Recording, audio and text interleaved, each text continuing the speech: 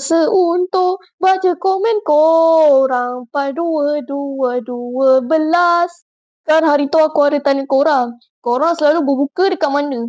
Dekat rumah. Pertama sebab episod ni Izri tak jawab. Apa sah kau bagi emoji brain rot tu? Dekat China Selatan. Wow, dekatnya dengan keluarga aku. Tapi keluarga aku pergi masjid dan aku pula berbuka dengan kakak aku, stay adik aku. Macam mana nak terang ke komen ni dekat korang Teka, jawapan kat rumah.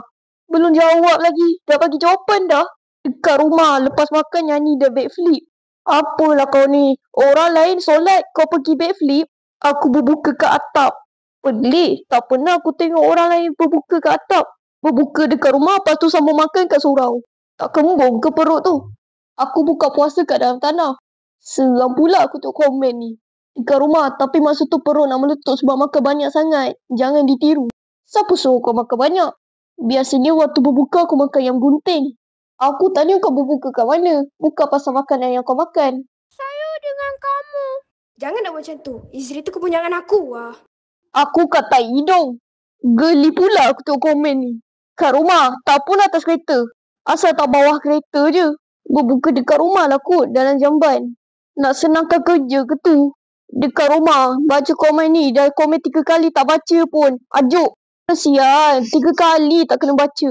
Dekat akhirat, aku boleh cakap satu perkataan je. No comment. Kat babi. Ni dah orang keberapa dah komen macam ni? Dekat sekolah, tak puasa. Kau red ke? Kat bulan.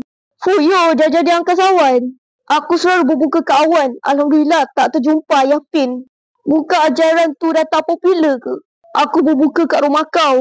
Mana boleh? Rumah aku, rumah kau, rumah kau. Okey, untuk part 13, aku nak tanya korang. Tahun ni, baju raya korang warna apa? Okey, itu saja. Sama menaik komen.